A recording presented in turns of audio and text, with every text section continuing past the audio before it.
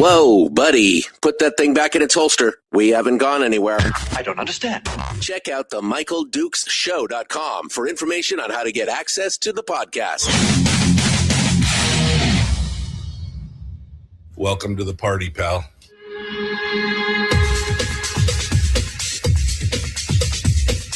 The Michael Dukes Show. The greed and the entitlement is astounding to me. What more could you want from a low-budget radio program? This is a dumpster fire. That was just BS. It is time to get a new perspective. We know just what you need, and we've got just the cure. Open wide and prepare for a steaming hot cup of freedom. I just don't fathom it. The Michael Dukes Show, streaming live across the world. Live around the world on the internet at michaeldukeshow.com and across the state of Alaska on this, your favorite radio station and or FM translator. Hello, my friends. How are you doing? It's Thursday. I don't know how we got here so fast, but this is where we are. We're right here, ready to go, jumping into it. And we got a lot to cover today.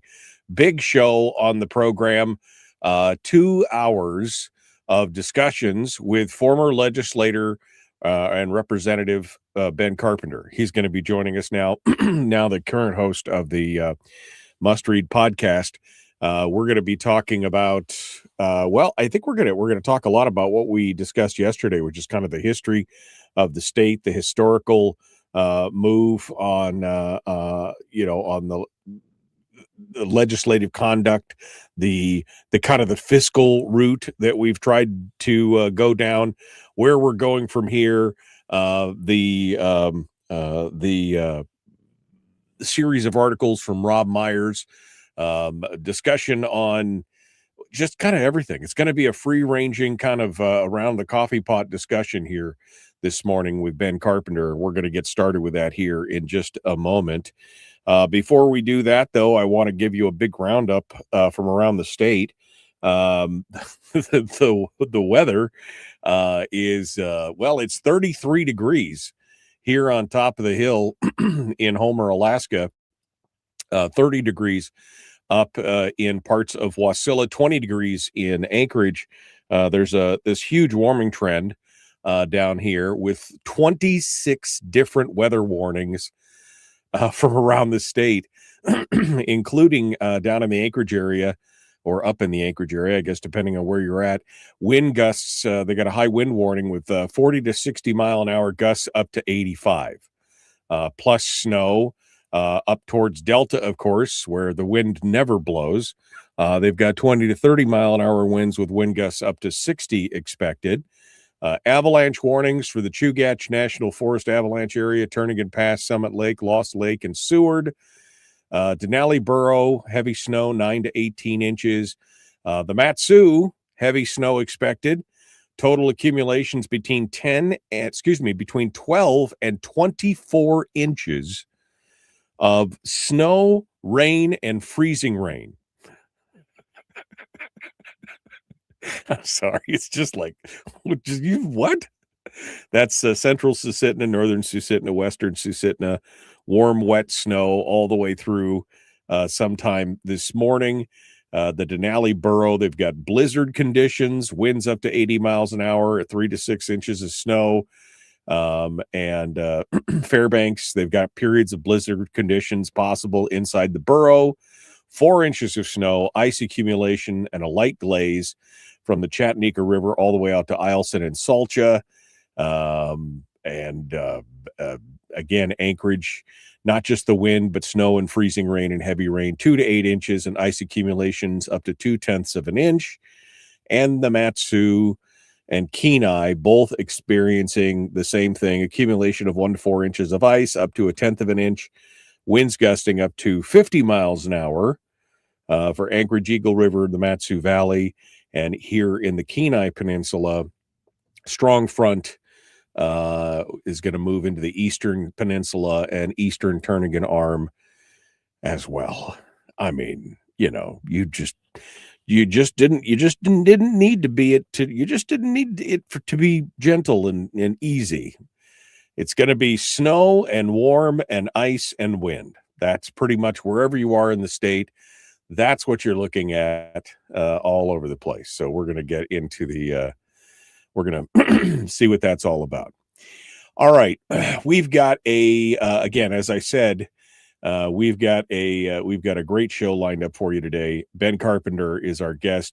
We had a really long conversation yesterday, which we really didn't even get a chance to finish overall, on the discussion of where we're going fiscally as a state, including this discussion that Rob Myers has gotten started over on the Alaska story. He's got a multi-part series of articles that he's been writing on the history of the state. And if you haven't had a chance to go read it, you should, because I think it lays out some of the issues and problems, and it gives you some good background on all this. And we're going to talk about that with Ben Carpenter as well. So let's get started. Let's get things cracking and see what life looks like over there on the old Carpenter Ranch. And we'll get going on from there. Ben Carpenter joins us this morning to discuss. Hey Ben, how you doing? Good morning, Michael. I'm doing very well. Coming out of a cold, and I've got a little bit of a scratchy throat, but doing good. But yeah, you're ready to go. It's this weather's been something else. I took a trip to Soldotna yesterday, and the snow and the wind blowing across the road, and kind of that Sahara Desert effect of the snow dusting and flying and dancing. It was kind of crazy, but it's just, if you don't like the weather, wait 15 minutes, it'll change, right? Yeah, that's right. Well, last year was the first full year that I have been at my home and not dancing down in Juneau for most of the winter. And so right. I kind of feel like this is a real winter. Like, it's been cold. And we've kind of lucked out over the last few years, I think, for severe cold in South Central Alaska. Kind of dodged the bullet, so to speak. It's definitely it. Jeff just said in the chat room, Mother Nature is off her meds. Yeah, so that's kind of can't decide. 35 below, 35 above. Wind, snow, rain. I remember periods like this though when I was a kid. I remember it getting really cold. Yeah, well, it's good. I mean, the question of, especially when you come from the interior and you're born and raised in Fairbanks, you come back to it, and you remember the concept of really cold is a little different for folks who came from the interior. That's for sure. Yeah. For those that have never experienced, 30 or 40 below, the positive side of that is when it gets to, say, 17 degrees, it feels balmy. Like, it's warm. Oh yeah. No, when it hits 20 degrees and people in Fairbanks are walking around in t-shirts, you're like, what's going on? Anyway, Ben, thanks for coming on and taking the time to join us today. You probably heard me ranting a little bit here in the first week or so of the new year. And part of that ranting is just kind of the frustration of watching us kind of repeating the same mistakes that we've been doing year after year, session after session. Just for a bit of minor history, I remember watching in horror as Sean Parnell, as the governor, continued to put forward budgets that overspent what we had available, and watching, billions of dollars being drained out of the CBR, the SBR, the various pots of money, and just watching this refusal to try and live within our means, knowing that this is where we were going to end up, essentially upside down with a 10-year forecast that's in the red, for everything going forward. As a legislator, I can't imagine. I mean, because people for years encouraged me, oh, you should run for the legislature. You should do this. You should do that. And all I could think of was, the exercise in frustration and futility of trying to convince a bunch of other people who are, in my mind, I look at the majority of them, they all just seem to think that we're in a too big to fail moment, that whatever we're doing can't happen. And instead, we've reached the point of almost no return here as far as fiscally in the state of Alaska. Give us your initial thoughts here as we're, what are we? We are 5 days, 6 hours, 44 minutes, and 3 seconds, not that I'm counting, away from the start of the legislative session. But give us your initial thoughts here on this year. Yeah, Thanks, Michael. I caught your show yesterday, and I appreciate the kind words and observation of my efforts to push a long-term fiscal plan over the last few years, especially last year or last legislature. There doesn't appear to be a champion in the legislature now that's looking or speaking or acting in a fashion that long-term fiscal plan, something different than what we're doing now is their objective, right? And I think that what we've seen both at the state level, and I would argue at the federal level as well, is just an addiction to spending. It's an addiction to easy money. In the state of Alaska, it's oil money, and at the federal level, it's debt. And we've seen this addiction come to the people who are representing us in the legislatures, and also ourselves. Like, we want what we want. And that's why we send the people down to Juneau and to Washington, D.C. So when you have, $1.4 billion being sent to Alaska for healthcare over the next 5 years, we rejoice, because that's lots of money coming to the state of Alaska, and there's lots of benefits, right? And when you've got government services being paid for out of Juneau, we rejoice because that. But the flip side of that coin is we're not even really stopping to think about where the money's coming from. We don't have an economy that is able to support the spending from our legislatures without additional taxation. We are avoiding that conversation. The legislature is avoiding that conversation in the state of Alaska. Congress is avoiding that conversation at the federal level. We are going into debt, a quarter of our federal budget, for financing our just everyday things. $1.4 billion comes to Alaska for healthcare. A quarter of that's financed. Yeah. You got a state budget that's got a big budget gap, and we're taking permanent fund earnings. I mean, it's easy money. It's not coming from a private economy that's supposed to be supporting the government. And we, the people, our representatives that we send there, the expectation isn't there that they're only going to spend what we're willing to pay for. So we're addicted to easy money. Yeah.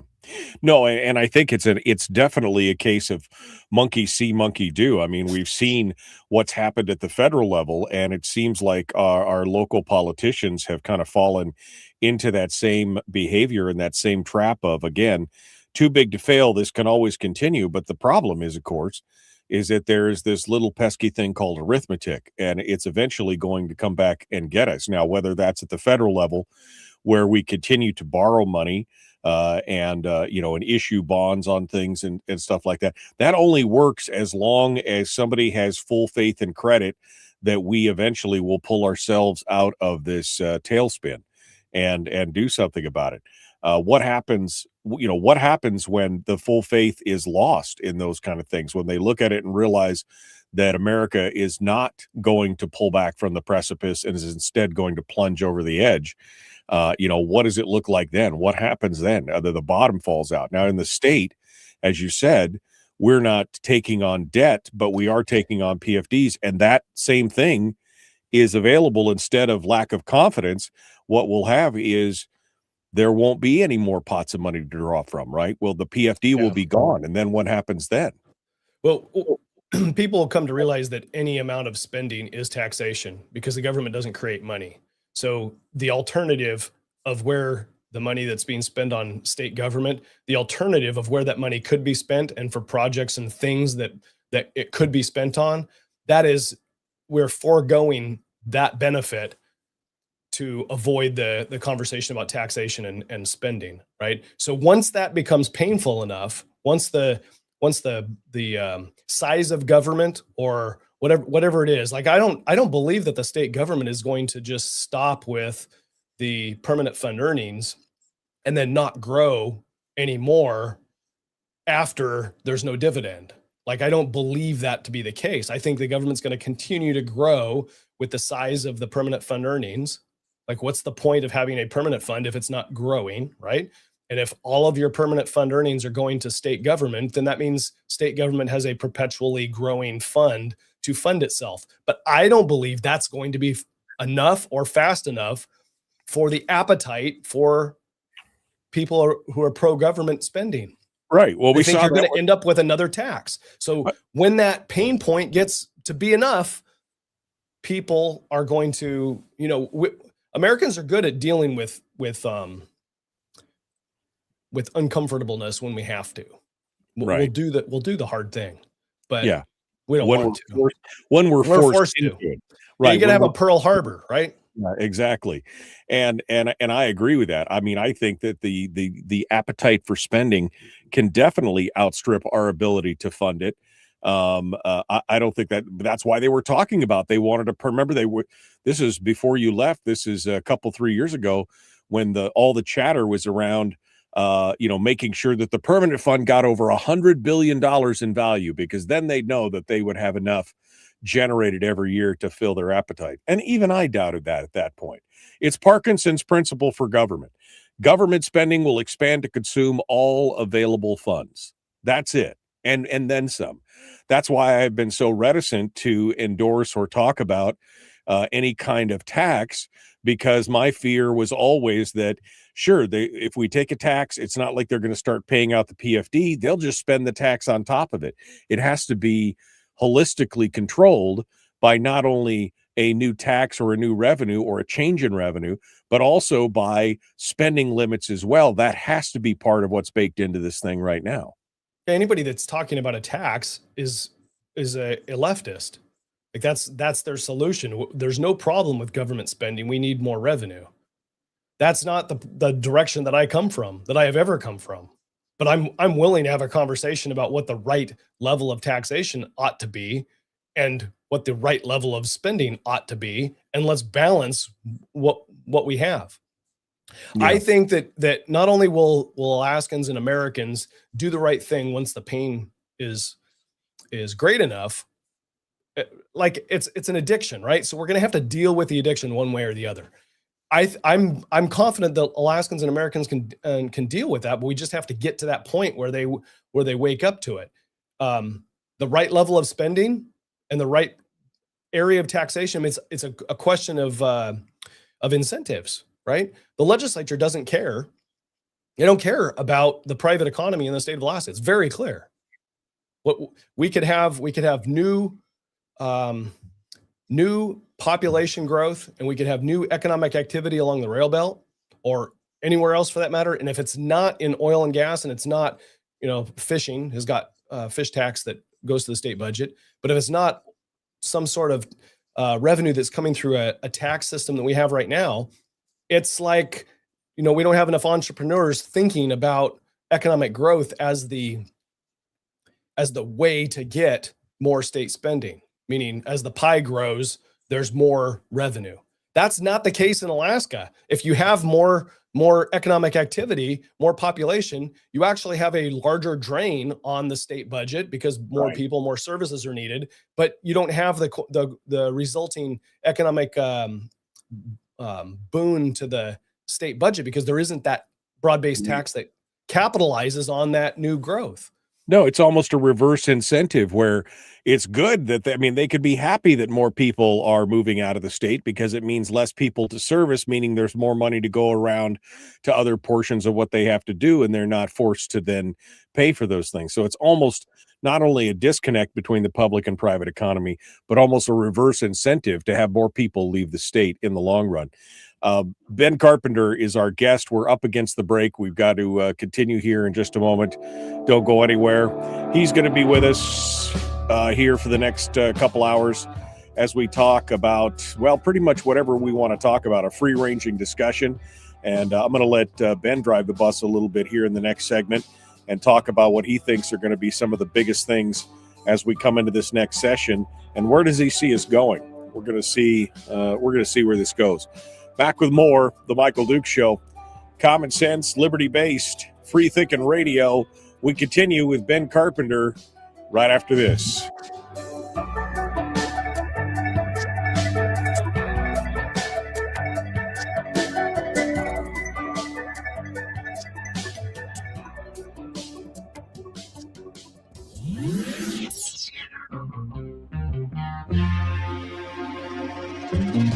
Listened to by more staffers in Juneau than any other show because their bosses told them to. And after what they just heard, oh man, they're going to be pissed. You're a bad, bad man. The Michael Duke Show.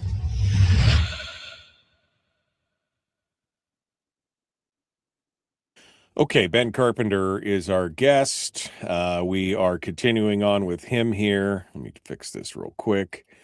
How's it been going, Ben? How's life outside the legislature and just in the commentary world as a must-read podcaster and everything else? Well, how's that I'm going? I'm glad you brought it up again. I'm no longer with Must Read. You're not? Gonna do that on the Okay. on the radio waves, but I guess it's now across the the internet. Just me, you, and 70 of our closest friends on the internet. So what are you doing? Are you doing something on your own now? I mean, you're all you got all the... I have got something that I feel kind of passionate about, that I am going to use this beautiful studio for and give it a shot. I hope that it's something that resonates with people, but I'm a lot of people have asked through the years, questions about what happens down in Juneau or why do things happen. And I really just think that the oversight for most Alaskans is kind of lacking in what happens in Juneau. Proximity, it's hard to get down there and see what's going on, but also it's just, it's almost a foreign language and a foreign culture, this concept of legislative action. So I would like to do kind of a play-by-play of legislative sessions and legislative committees, and provide a forum where people can join me. And as we're watching and listening to what people are saying, our elected representatives are saying, have a feedback session go on at the same time so that we can answer questions that are happening in as close to real time as possible. May have to broadcast a recording of something just for length. I mean, if you've got a 4-hour legislative session, you might have to shrink that, but but that's what I would like to see. I would like to see some education of the populace. I've got some experience here that I can share, some insight, and help us do better oversight. Yeah, well, I mean, we were talking about this the other day, and I've thought this and talked about this a lot over the last 20 years. Is that, I think Alaskans are very capable of understanding what happens in Juneau if only they would take the time and effort. And the problem is that we've got a lot of folks out there who are either just don't have an interest in doing that, or they're so frustrated with the overall political landscape, primarily coming from the national side, where that just turns them off to politics overall, not just on the national side, but it means that the local stuff goes by the wayside and the state stuff goes by the wayside. We need to re-engage the populace in the day-to-day governance of what's going on. And I don't know, maybe that's what it takes, is a play-by-play or something like that. That's, the addiction to easy money, in my opinion, is one of the problems of our system. We've got an addiction to easy money, but we're also addicted to comfort and those decisions that make us comfortable. And that becomes kind of the center focus. So virtuous behavior, virtuous activities, what's needed from you, from everyone, what's needed instead of what I want to do, is a difficult decision. And I think that over the long term, having that conversation and showing that virtuous behavior that is focused on good governance it's a choice. You're going to go camping, or you're going to participate in local government. You're going to go have fun. You're going to go do something that is pleasurable in your life, or you're going to have to choose to do something that is more virtuous, that brings benefit to you and to your posterity, right? We don't care. Americans do not care that we are saddling our future kids and grandkids with debt at the federal level. We now are servicing of our debt. It's like the minimum payment for our credit card is now more than our national defense spending. Yeah. $1.3 trillion this year alone. It's an afterthought in people's mind, if they are even aware. Yeah. 10 seconds out. What's the name of your new endeavor here, Ben? Have you named it yet, or you're still working through the details? Oversight Quickly. Live. Oversight Live. Okay. All right. We're going to talk about that here in a little bit.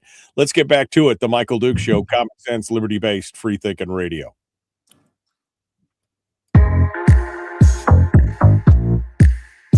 The Michael Duke Show. Not your daddy. Wait, sorry. Not your daddy? Ooh, not your daddy's talk radio. Whew. I was scared for a second. Thought we were going down. Here's Michael Dukes and the show.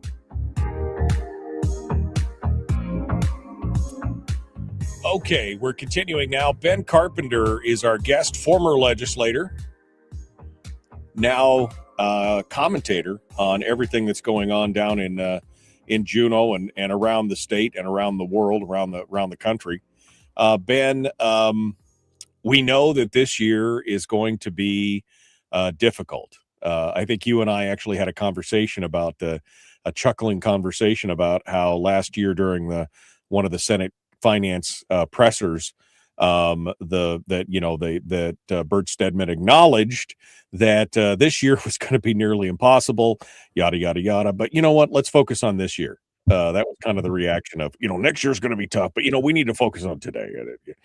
And I was talking about this yesterday, this lack of foresight, this lack of long-term vision, where they finally acknowledged that this year, that next year, which is now this year, was going to be one of the toughest that we've ever faced. But let's not pay attention to that now. Let's pay attention to what we've got going on now. We're going into it in a budget that's $1.5 billion upside down. We don't even have the full numbers yet on the supplemental, although I've seen the estimates of $250 to $270 million in supplemental budgets, which is basically a second budget for this year because they just couldn't live within their means. And we've only got $660 million left in permanent fund earnings. If we base it off last year's, that's available to spend. And then on top of that, we've got more BSA calls, discussions on giving more money to schools. We've got a defined benefits discussion. We've got more tax breaks and other potential funding things for the gas line. We've got, the spending, the party never ends. Give me your thoughts as we go into this session as to of everything that I just laid out there. What are we doing? Well, it's really kind of frustrating and to look back over 6 years in the legislature and realize that the budgets that happened under my watch, even though I voted no on most of them, and under a Republican governor, grew our spending for and authorized personnel, meaning the number of employees we have, by 600 positions and about $600 million. And that was just as a matter of doing business, right? It's just growth that happens over 6 years. Automatic escalation baked into the formula, right? Right. So if you've got $600 million left of permanent fund earnings, that is what you're going to have. That's your dividend. That's the pot of money for the dividend. Then it's just a matter of time. It's not a legislative decision per se. It's just a matter of time before that's what you're faced with. You're like, okay, well, we've got all these people that need to have paychecks and retirement system funding, and it's just, what do you want? You want to tell all these people they don't have jobs, and you want to do difficult things and cut the government, or do you want to not have a dividend? It's just going to happen. Like that's the way the system is set up. And for those like Bert Stedman, there were always people from the very beginning of when the legislature established the dividend, there were people that thought the dividend was a bad idea. Yeah. That permanent fund earnings should just go to state government. And those people still exist. Like that is a train of thought that says we want to avoid taxation. We want to avoid having to pay taxes for our government. And here we've got this pot of money. And this is the incentive that we have created for legislators and for bureaucrats, right? To think about funding government through investment strategies. And you think because as an Alaskan, you think, oh, well, I don't have to pay taxes, so it's not a big deal for me. Whatever you do with government, I'm okay with that as long as I don't have to pay taxes. And that is a short-sighted, easy approach to life, to self-government. That's what Rob was talking about when he talks about the resource curse, right? I mean, this is the Venezuelan kind of thing where government becomes the end all be all of everything, and all the money funnels there, and it's because they just pretty much glom onto every bit of money. We had all that money in the beginning, 1969, a nearly $1 billion payment that came in when the state budget was only $160 million roughly. And they spent it all, and they've never gotten sick and tired of that kind of spend. And it doesn't matter if it's Republicans or Democrats. I mean, again, I was going back to talking about Sean Parnell and that administration. I mean, those were Republican majorities. They knew what was, they could see the writing on the, they knew they were spending more than they were taking in. And you said it, I've said it. They weren't willing to make the adult decision to talk about the hard things. That's the problem. None of these folks seem to really want, with the exception of a very few, want to talk about the hard thing of we can't keep spending more than we take in and are anticipated to take in. Because like you said, there's a baked in escalator to all this stuff. It's going to have some automatic increases anyway. We can't keep doing that and expect it's going to work out okay. Yeah. The decisions we make at a federal level affect us with regard to inflation, right? So if the federal monetary policy is an inflationary policy, then you are just naturally going to have an increasing amount of funds being spent.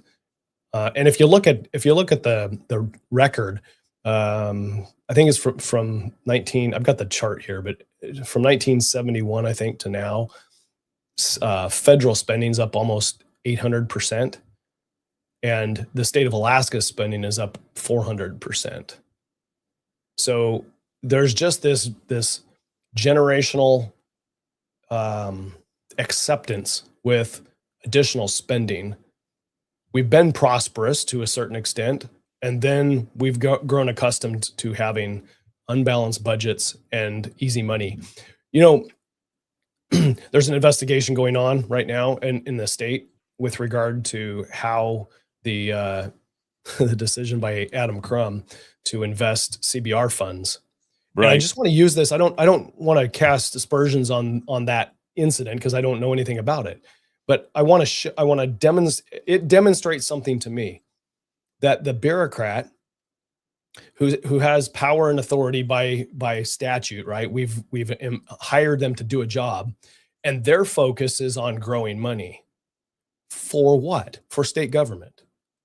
So we're going to go do an investment, and the benefit is going to be additional revenue to the state government. Another example would be Permanent Fund Corporation Board of Directors made a decision for the allocation decisions to allocate more investments into private equity, which is higher risk, but it could be higher return as well.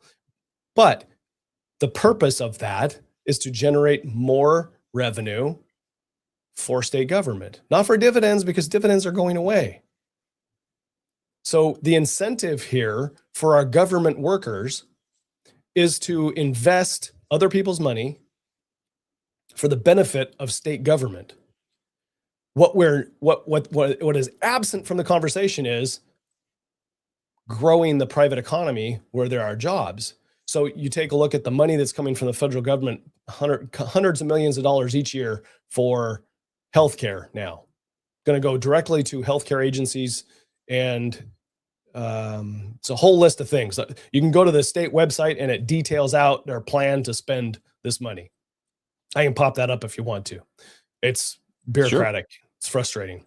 But the point that I'm getting at is all of the federal money, all of the easy money that's coming in to be spent on healthcare is going to grow healthcare spending.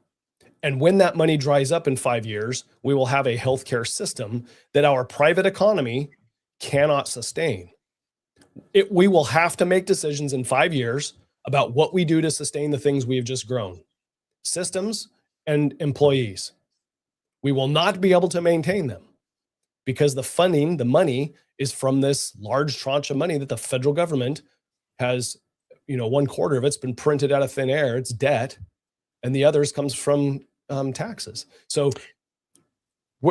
this is an example of how things grow and why we look at this addiction and say, oh, this is great. We're going to have more money. Well, I mean, it's a microcosm of the same thing that we were talking about before. And we've talked about at length, which is, for example, the expansion of Medicaid under Bill Walker, right? Oh, don't worry. They'll pay for all these things. All these things will be good. We can cover all these people. Everything will be fine. And the first thing I said was, what happens when the federal money stops? And, oh, don't worry, that'll never happen. We'll be fine. It'll do it. And of course, what's happened? The federal money stopped. The state's been hooked at, and we're stuck on the healthcare thing here. But this is with every program out there. We need to start a program that's funded by the federal government that does X, Y, or Z. Oh, that's great. We need to do that. That'll be good for people. And then they start it. And of course, people go, well, what happens when the federal dollars stop or it doesn't matter and now you've got this baked in constituency that's being served by this program. And so now you've just ramped up the cost and excess spending on these things. This is the problem. We've created a dependency state where we're always looking to government. And not only that, it monkeys with the private sector. I remember when we were talking about way back in the day when they instituted mandatory insurance for vehicles, right? Because it used to be you chose that you had insurance or you didn't have insurance. And then they said, oh no, what we need to do is make it mandatory that you have vehicle insurance. And my first comment was, well, that's great, except everybody's insurance is going to go up. No, because everybody has to have insurance, it'll go down. No, once it's mandated, they can write the ticket, right? I mean, this is the same kind of thing we're seeing. Yeah, the health insurance cost of the insurance goes up because there's government money there that affords the cost. Right. That's the pot grew bigger. And here's the other thing that we haven't talked about much on this show, but I had a very long conversation with my insurance broker, Laura Edson up there in Fairbanks, who's been my insurance broker since the very early days of the Obamacare thing. It's the only reason I'm able to keep health insurance, and she keeps me from hurting people over the whole health insurance thing because she takes care of it all. She was actually involved in a court case where she was testifying on there's billions of dollars that are being scammed out of the system right now. False claims, false people being enrolled, not even realizing they're being enrolled. You can go out and look at this for yourself and do the due diligence, but billions with a B, billions of dollars of fraud inside this healthcare subsidy program and everything else. This is what happens when the government's going to pay. No, nobody's going to get hurt. We'll enroll people because the government's going to pay. What we're seeing play out in Minnesota is just the tip of the iceberg, I believe. Yeah.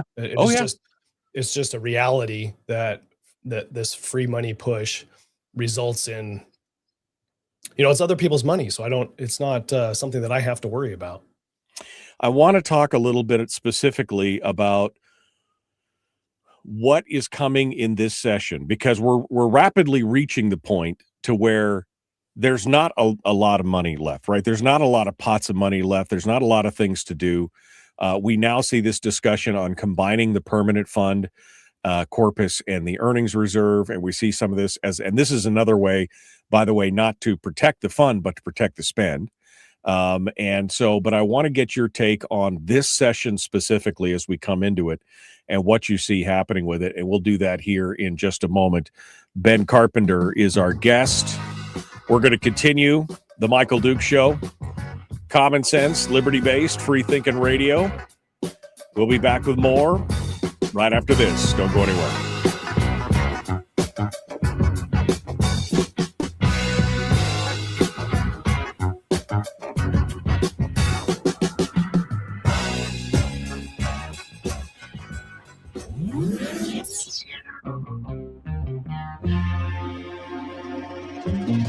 Listened to by more staffers in Juneau than any other show because their bosses told them to. And after what they just heard, oh man, they're going to be pissed. You're a bad, bad man. The Michael Duke Show.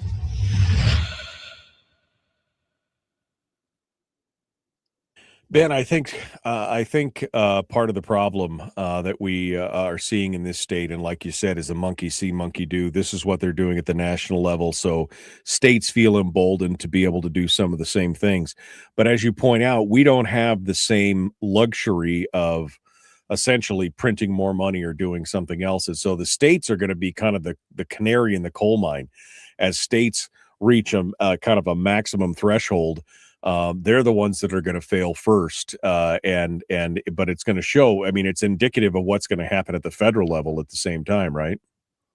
Yeah, I think so. I mean, Alaska may be, because we've got the oil industry and we've got permanent fund earnings. And that's really our two legs of the stool that isn't federal funds.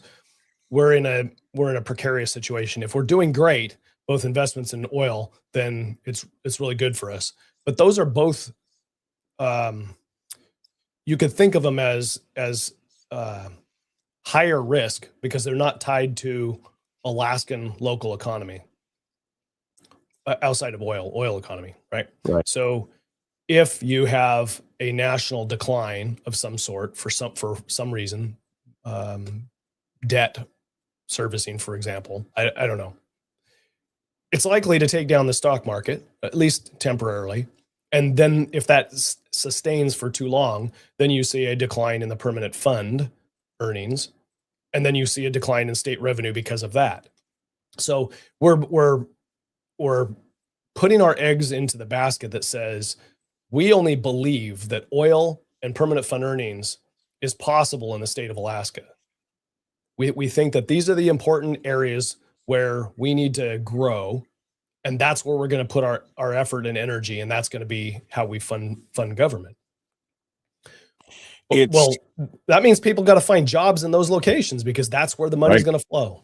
Right. Well, and this is partially what Rob Myers was talking about in his latest article. Why is it so impossible to cut spending unless the state runs out of money? And he goes on to talk about, that roughly 45% of our workforce is depending on that government spend. Do you really think that the lunatics are going to vote, somebody else into the asylum? I mean, if they're running the asylum, you really think they're going to vote for some real management and oversight? They're making the money. They're getting it. They're getting what they want. Why would they want to change it?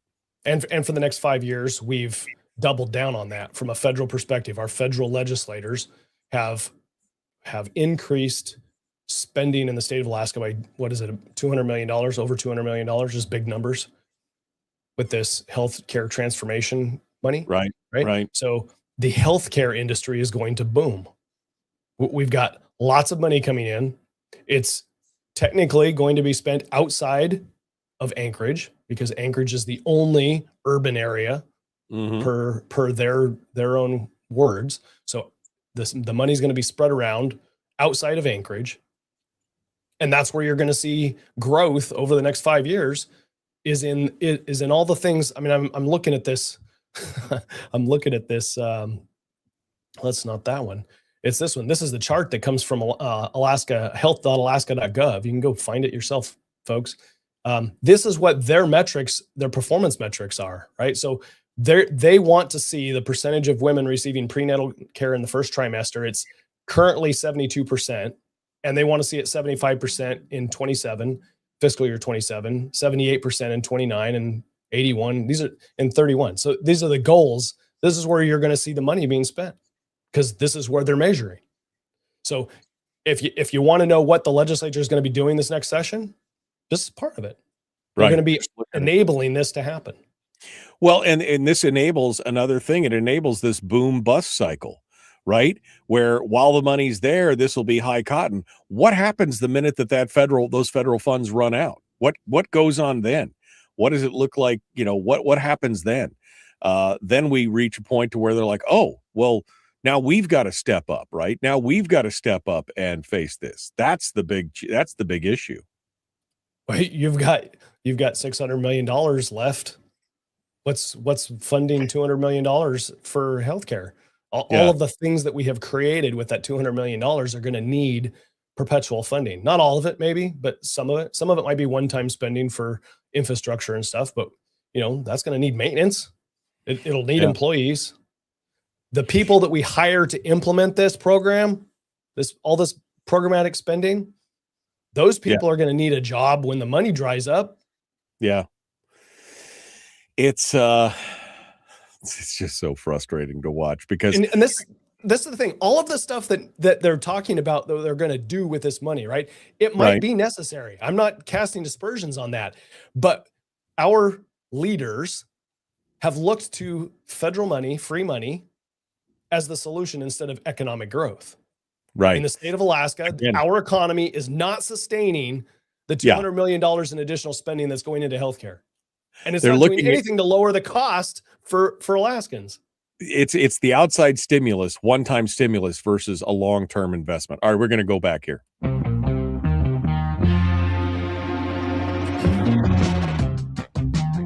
The Michael Duke Show. Seriously humorous with a pinch of intellect. Sorry.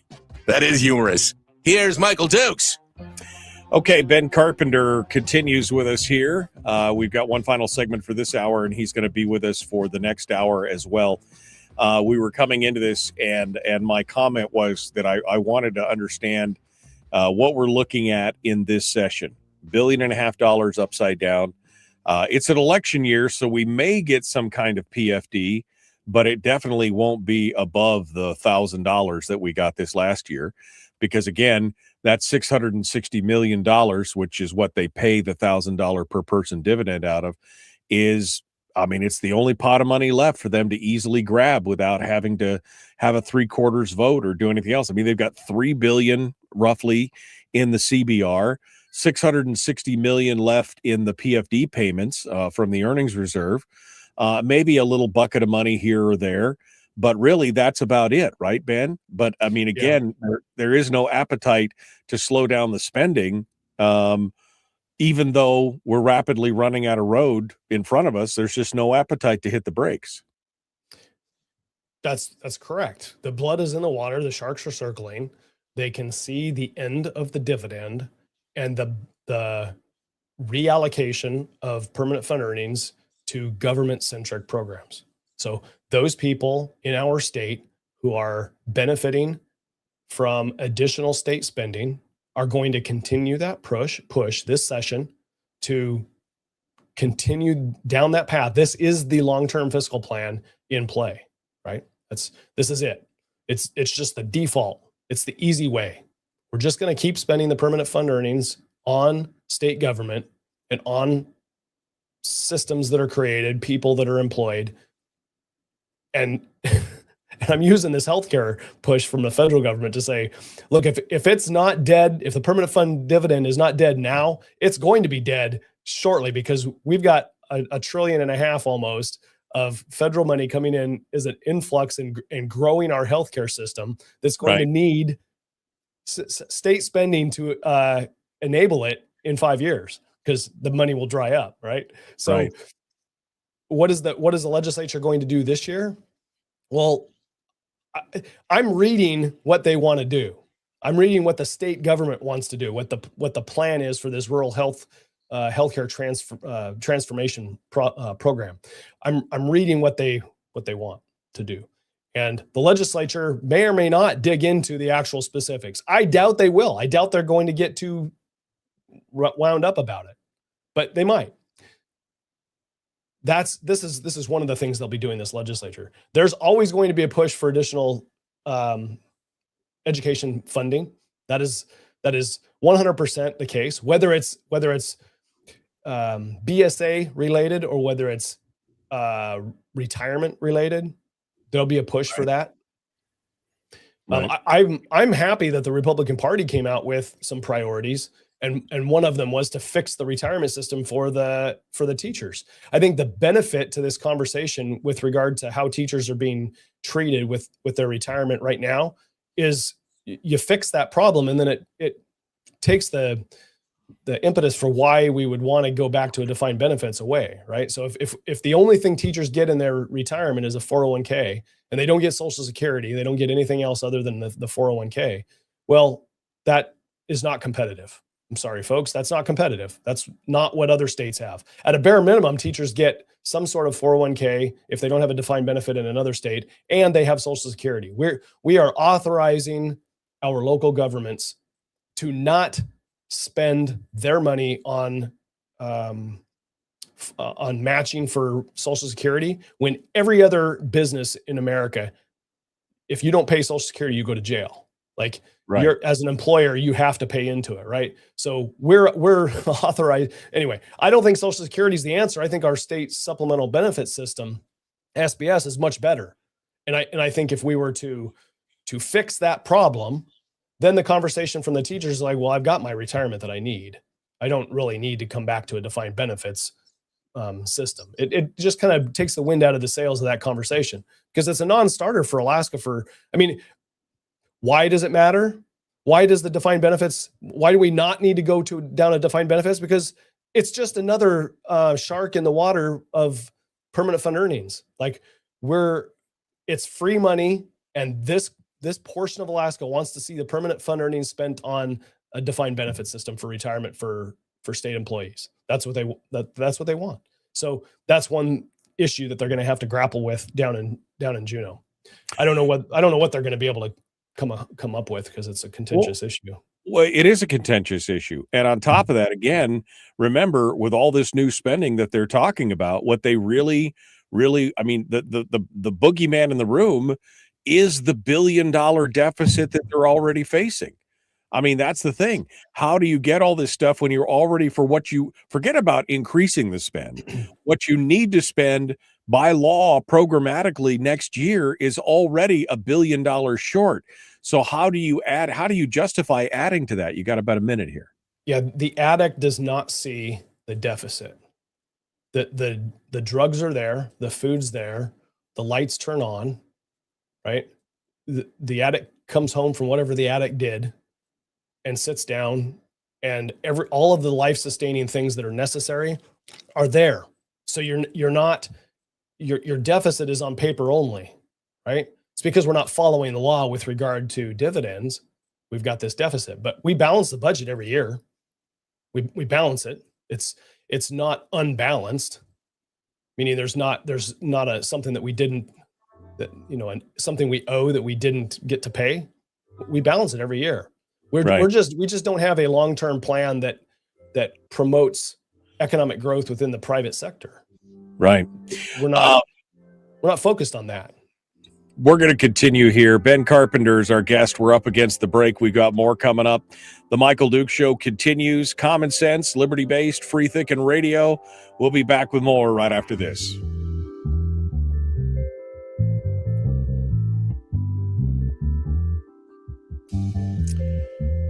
All right. Ben Carpenter is our guest. We're in the top of the hour here. Deshana, who I haven't seen in quite a while. Hello, Deshana. How are you?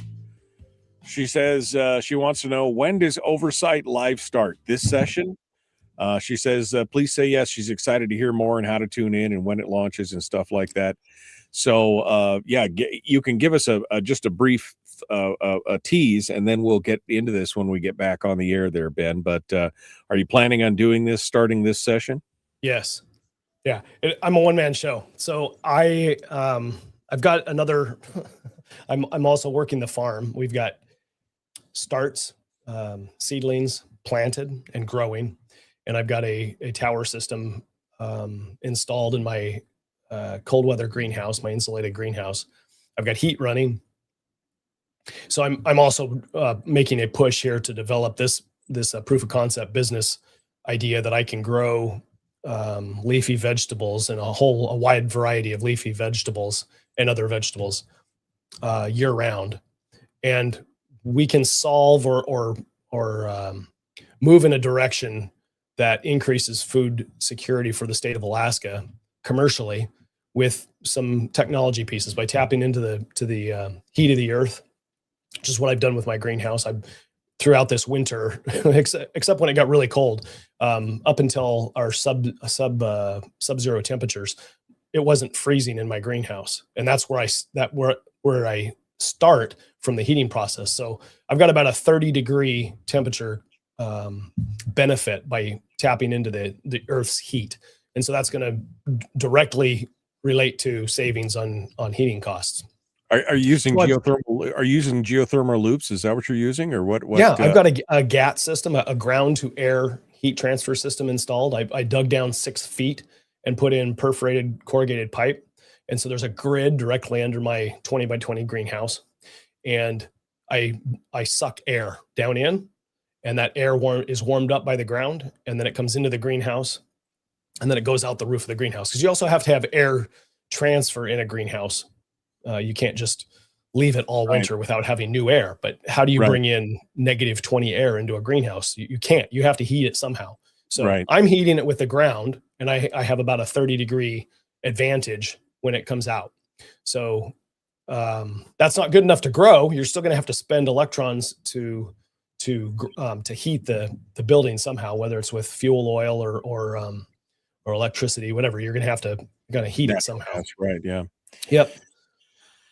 So that's one thing that I'm working on, and this other oversight project is something that I want to have up and operational for the start of this session, and I think I'll do it.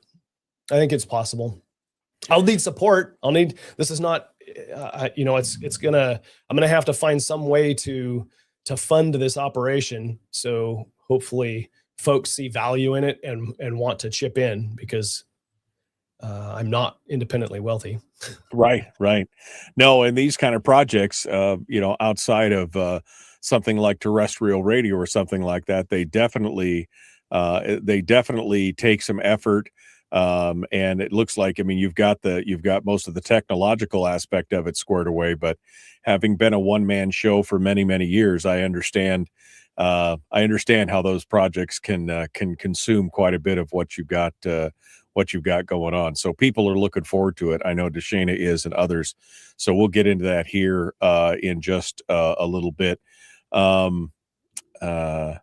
Let's see here. Let me just go. I'm going through some of the questions and comments.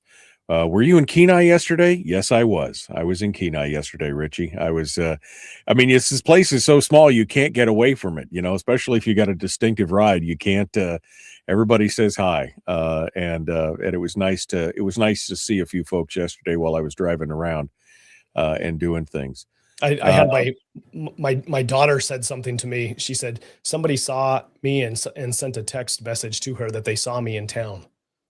Yeah. Like, I happen to be wearing a new hat, and they, I think they were making a comment on my new hat. Oh, okay. Well, that's what it is. Otherwise, that gets a little creepy. What do you mean? You're following me around? You're watching me in town? What's going on there? That's kind of crazy. Yeah. Terry says, please keep us updated on the greenhouse project. That's very exciting. I think food security in Alaska, there's so much technology these days, whether we're talking about geothermal loops, ground heat pumps, or whether we're talking about, hydroponics or everything else. There's so much technology out there that we could leverage here today. But it's, usually it's expensive, and you got to test it first. It's one of those things where, it's important for us here in Alaska, and we should be paying more attention to it. But it just seems like every time somebody tries to get started, it just doesn't quite work out, because it is very labor intensive and expensive. Well, I think you got to start small. It's a proof of concept is the way I have approached this. I'm going to be able to grow food for my family and my extended family, and probably a little bit to sell locally. That's the scale that I started with. It's what I could do. And we were talking about how farming got to be as large as it was in the nation. It didn't just start that way. It started with small family farms, and then they grew, and they learned, and they were successful, and that success begat more success, right? But they all had to start small. That institutional knowledge of how to farm and the decision making, that's not the same as it is for other businesses and employees, right? It's a different mentality. Your margins are much smaller. Yeah. Well, it's a little bit inch by inch. Everything's a cinch. Let's get back to it. Ben Carpenter is our guest. We're going to continue here, the Michael Duke Show. Common sense, liberty-based, free-thinking radio. Hour 2 is right now. Let's get to it.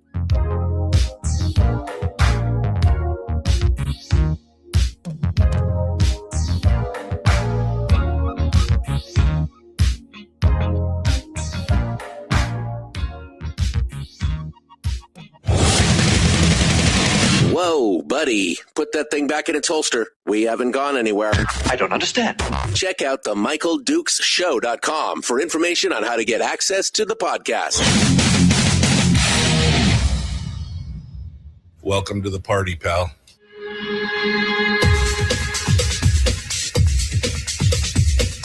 The Michael Dukes Show. The greed and the entitlement is astounding to me. What more could you want from a low-budget radio program? This is a dumpster fire. That was just BS. It is time to get a new perspective. We know just what you need, and we've got just the cure. Open wide and prepare for a steaming hot cup of freedom. I just don't fathom it. The Michael Dukes Show, streaming live across the world. Live around the world on the internet at michaeldukeshow.com and across the state of Alaska on this, your favorite radio station and or FM translator. Welcome to Hour 2 of the Thursday edition of the show. Special show today. Former Representative Ben Carpenter has been talking with us in this last hour. He's continuing on in Hour 2.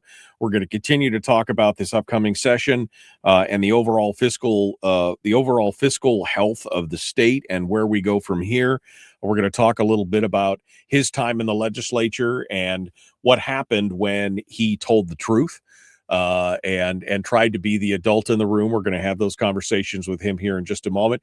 Weather advisories for around the state. I wanted to let everybody know what's going on. Current temperature is 34 degrees here in Homer. It's 25 or 30 up in Soldotna. It's 20 degrees in Anchorage. It's 20 to 30 in Wasilla, depending on where you are. Still 20 below in Fairbanks. But of course, we've also got, I think, 26 weather advisories around the state right now. So let me just thumbnail it here for you and give you the summation. Anchorage, the Matsu, and the Kenai, winds 40 to 60 up to 85. Winds and snow, big snow in some areas, with followed by rain and ice. So it's going to be warm and wet and snowy up in the Fairbanks area. They've got a possible blizzard conditions for everything from the Chattanooga all the way down to Eielson and out to Salcha, the Fairbanks metro area, Goldstream Valley, the Flats, Two Rivers. I mean, all those places. Accumulations of up to 4 inches of ice and snow, 40-mile-an-hour winds as well. And of course, the same thing kind of down all over the southern peninsula as well. But it's warm, it's windy, and it's going to be snowy and possibly rainy wherever you are in the state today. Well, except for in the deep interior.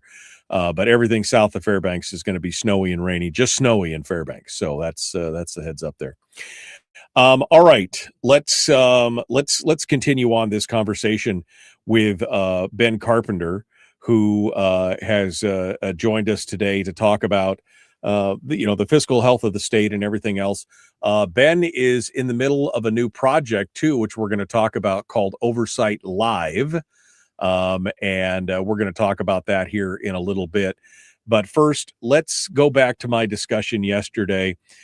Ben, yesterday I was talking a little bit about the history of the legislature, what's happened there, and part of that was your time in the legislature. You were the one guy who attempted to be the adult in the room and say, we've got this fiscal plan that came out from the Fiscal Policy Working Group, and we need to, we need to start to implement it.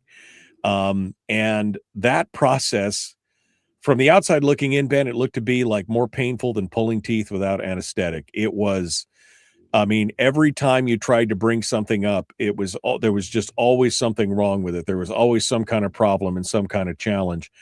this is, walk us through that process of trying to get those pieces in place to be the adult in the room. What was that like as a legislator, over the 3 years when the fiscal policy working group met, and then the 3 subsequent years trying to get that plan in place? Tell us what that was like. Well, I off the bat, the first thing that I realized was I was just going to have to embrace the suck. Like, it is not going to be easy. No one's going to want to have the conversation. Even my closest friends in the legislature are not going to want to have the conversation. But the prevailing thought was, well, you can never bring a plan together. Like, you can't. That's multiple components, and you can't. Like, how would the legislature actually do that? Like, it's a great soundbite, but you're talking multiple bills, and how would we actually make that happen? We can't see how that would. I'm being a little sarcastic here, because what I did was take other people's bills that they brought forward that I thought would be fair and could be part of a fiscal plan. I brought other people's bills and highlighted them and said, hey, let's add this to the collection of bills that would be the plan, right? And so all we have to do is get those bills moving through the system, moving through the process, and then they can be presented to the legislature for ratification, for a discussion and an up or down vote, right? So HJR 7 was one. And I successfully got that to the floor. And I said, okay, well, we're not going to hold a vote on that yet. We're going to get the other bills to the floor. So all of the other bills got to House Finance, and they got stymied at House Finance, right? But House Finance was the last stop before they come to the floor. So you've got Will Stapp's constitutional spending limit, right? Stymied in House Finance, right? It was one step away from being on the floor with HJR 7. So, tax bill, the bill that would give us a statewide sales tax as part of a fiscal plan, that I couldn't even get out of my committee. That's a Republican-controlled committee. Right. So the other members of that committee were like, "Oh no, we're not going to allow that to come out of committee and have the conversation." Okay, well then, you don't really believe in a long-term fiscal plan. You don't really believe in the fiscal policy working group recommendations, right? You're not committed. You're not as committed as I am, because the right thing for the state of Alaska is a long-term fiscal plan that isn't the plan that we're on, and it requires these pieces of legislation. We've seen the bipartisan, bicameral working group recommendations. It has a chance, because you've got both the far left and far right making those recommendations. It has a chance to succeed. So I put one bill on the floor, HJR 7, and I asked Speaker Tilton to hold it. Just let it ride. The longer it rode, the less likely it was going to pass, right? But that's not the point. The point is, how do we show the legislature that you can actually put a plan on the floor? You can put a bill on the floor and you can hold it there for multiple days, just like we did with HJR 7. All you need is the will to do it. All of the other bills were in House Finance or Ways and Means that I chaired. 1 to 2 steps away from it being on the floor and having a conversation about a long-term fiscal plan that included a spending limit, included reductions, included a broad-based form of revenue. It's possible. It just takes leadership and vision, right? Well, let's talk about the reticence. Why? I mean, why? Why do you think these things get stymied and got stalled in those committees? Why did that happen? Because people don't know what they want. They aren't willing to do what's necessary to get what they think they want. Like, for example, let's just blow this all up, right? Yeah. Everybody says we want a statutory PFD because the law says give us a statutory PFD. Okay, so let's put the statutory PFD in the budget, and we're going to pay out a statutory a dividend the size that the statute says should be paid. Okay, great. Private sector is going to boom. Small businesses are going to boom, but you've got $1.5 billion deficit that you have to fill. We can't finance it with debt. And, Right. and you could take it out of the CBR once, and then the CBR money's gone, right? So this is what we did from 2013 to 2018, 16, something like that. We drew down $16 billion in the CBR doing exactly that. So we're done with that, right? That's politically not going to happen. So if you were to pay the dividend, then you have to answer the question, where do you reduce spending or where do you raise revenue to balance the budget? So you're going to have to cut education spending or healthcare spending, and neither of those have votes to do it. This in 1 year is what I'm saying. Now, Right. There's an argument that says there's $1 billion of excess waste in state spending, or some fraction of $1 billion, right? So if your deficit's $1.5 billion, then can you find $500 million to $1 billion of savings in state government? I think if there's a will, there's a way. But that is not a 5-month budget conversation. That is a management conversation. That is applying the Alaska Budget Act, doing performance-based budgeting, and over time, reducing the cost of just basically reforming government. Okay. You don't hear any gubernatorial candidates talking about this. No. You got to reform your way into a less costly government. And that takes time and vision. Right. Well, and I think that, there were some major challenges as you tried to fight this battle. The one that I always found interesting was and I've made several comments on this, but having never been a legislator, I'll let you comment on it. This idea, I had to laugh where people were like, no, they all have to be individual bills because of the single subject rule. And I always thought, well, the single subject is a long-term fiscal plan. It doesn't matter what the components are. That's like saying you've got a crime bill and it's a single subject bill, but it deals with all these different components inside of it. It's all still a crime bill. Why would this not be a long-term financial, a fiscal plan bill that has all these different components? Was somebody just being obstreperous, or was this something that was this just kind of more legal wrangling to keep the adult conversation out of the room? Yes. Or what was your thought on that? Yeah, I mean, the advice from the attorneys that the legislature relies on for assessment of whether this is going to be challenged and overturned by the courts, right? That's the assessment that's being made.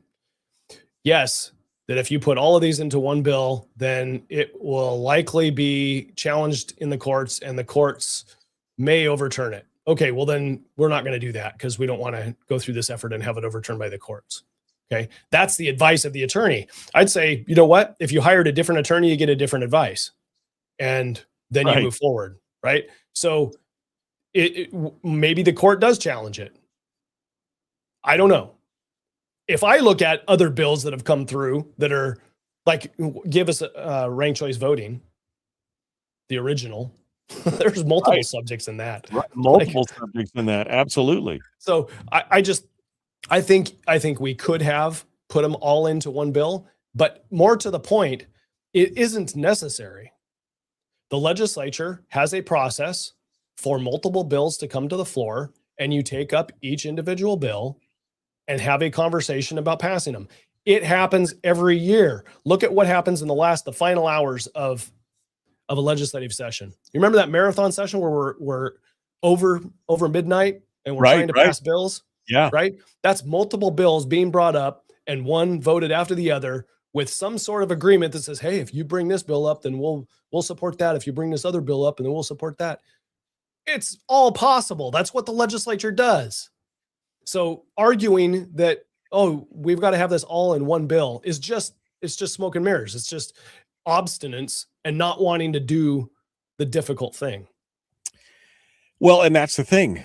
You were the adult in the room trying to talk about this thing. And as you said, a bipartisan, bicameral working group with people who were philosophically opposed, some of the most strident conservatives and progressives on the same panel, all coming together with the same idea, trying to find a solution. And in the end, you guys all agreed on it together. And yet the legislature just said, oh, that's nice, kids, patted you on the head and put you in the corner. And anytime you brought it up, it was immediately stonewalled. That was the frustrating thing of this whole thing for me. Well, people have to realize and remember that the only reason we had a fiscal policy working group was to avert a government shutdown. The minority was holding, and I was part of this, right? We were holding the legislature's feet to the fire to say we need to have a conversation about a long-term fiscal plan. And what the outcome of that was an agreement that months later during the interim, this fiscal policy working group would meet and provide the legislature recommendations. All it was a relief valve to get a budget decision and pass a budget. That's all it was. That's all the leaders, that's all the foresight the leaders had. How do we get out of Juneau? That's it. Oh, okay. We're going to have a fiscal policy. Okay, we'll do that. And it's done. So now you've got recommendations, and no presiding officer, no majority has ever taken them up en masse.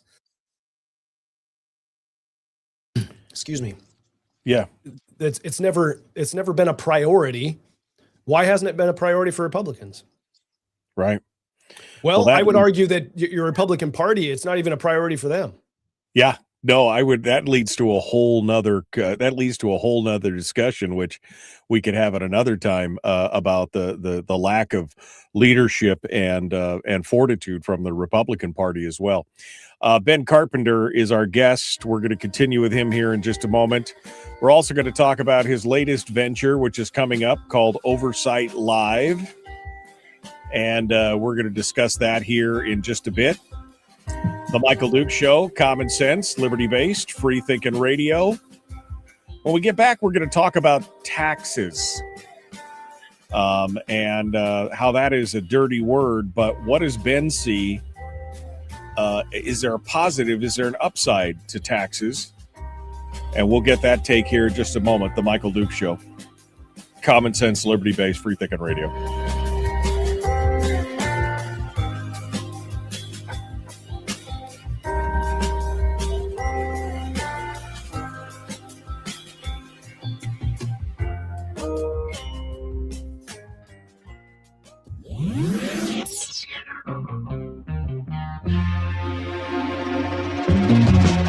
Running on 100% pure beard power. Oh, also some coffee. We dip our beard in coffee. Ha, nice beard. The Michael Duke Show.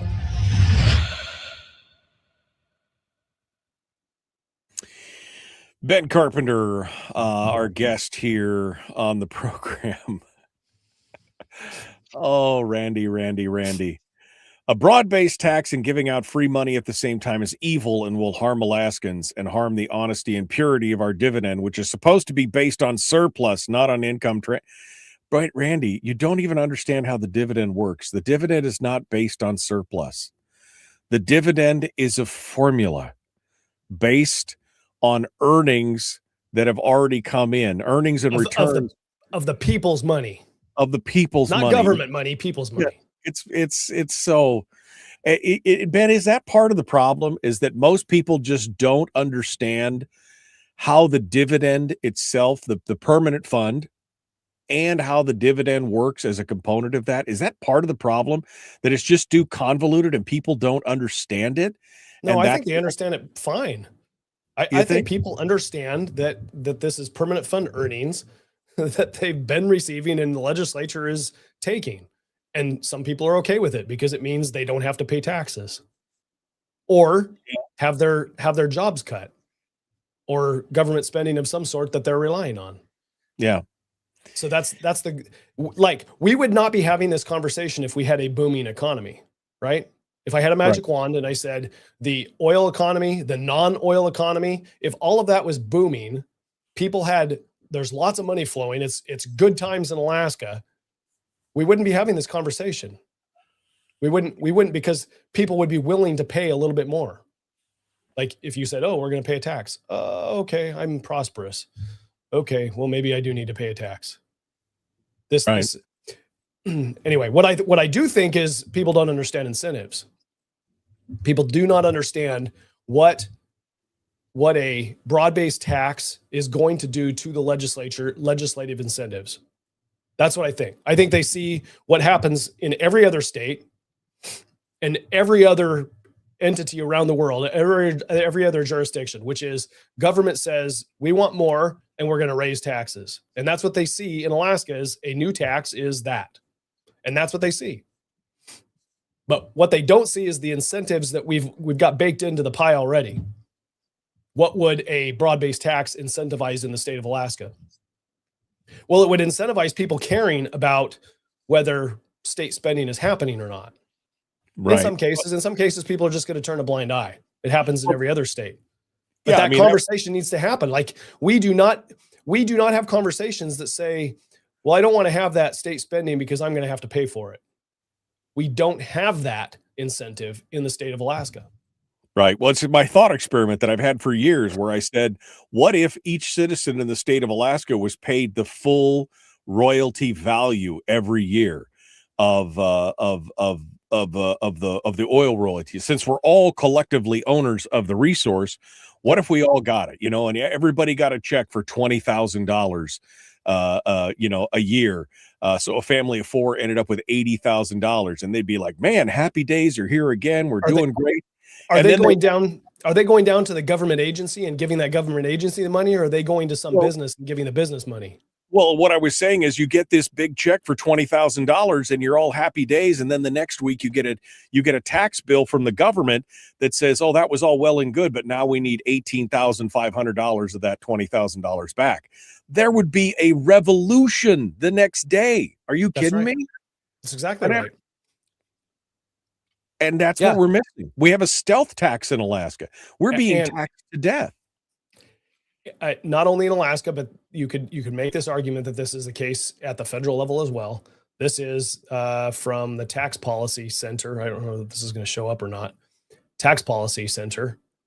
And it is showing from 1977 to 2021, the per capita state and local spending. Nationwide, it went from $1,200 to $11,000. That's the 800% increase. State of Alaska is down here all the way at the bottom. It went from $3,300 per capita to $18,000 per capita, and we are the most expensive state in the nation per capita for spending. I need a copy of that chart. You'll have to send me that chart. All right, here we go. We're jumping back into it. Ben Carpenter, our guest, The Michael Duke Show. Common sense, liberty-based, free thinking radio. Here we go.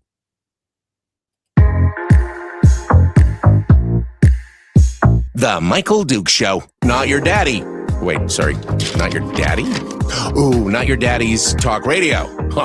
Whew. I was scared for a second. Thought we were going down. Here's Michael Dukes and the show. Okay, we're continuing now.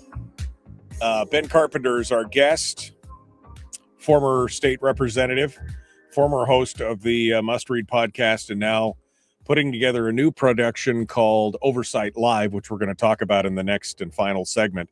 But taxes is the question, Ben. And part of this is you brought forward a sales tax, but you were very clear in what you said. You said this sales tax, you would only be in support of it if there was a spending limit that was, that had to be passed in conjunction with it. But Alaska is so tax averse, even though we were just talking during the break, even though we are some of the most heavily taxed people on the planet. We are so tax averse that even the mere idea of that led to basically you being, you getting out of office because somebody told a half truth and came out, and you were running, your opponent utilized that and basically said that you're the tax and spend guy and yada, yada, yada. But taxes in the state, why are we so tax averse in this state when every other state in the nation has some form of tax? And I'm not saying we should, monkey see, monkey do, but, we should at least have a discussion about it. Why are we so tax averse? Well, limited government folks are always tax averse. The left is always okay with taxing the rich people, maybe not themselves, but always taxing the other guy. But limited government folks have always been low taxation it is strange in Alaska where we think low taxation is good, no taxation is even better. Well, if how can you as a limited government guy say limited government is what I want and no taxation is also what I want? And I think I'm going to get limited government by setting up a system that gives perpetually growing money to my government. Right. So I don't have taxes, but now I've got a big government. Right. It's you've incentivized the very thing that you think that you want, the opposite of what you want, which is limited government. Like we are incentivizing the government to grow at the speed of the permanent fund. Right. Well, that's the thing. And trust that the legislature is not going to come for an additional tax. That's the thing. The limited government but no taxes thing. And that's nobody's ever made it the point to me in that way. But you're 100% right. If you're for limited government and yet at the same time you say I want no taxes, what you've done is incentivize the government to find ways to tax you behind your back. That's under the counter stealthily and do it in such a way that they're going to continue to grow outside of your realm of control. Michael, folks, this is what's happening at the federal level. What do you think inflation is? And what do you think debt is? Yeah. It's a form of taxation. It is spending.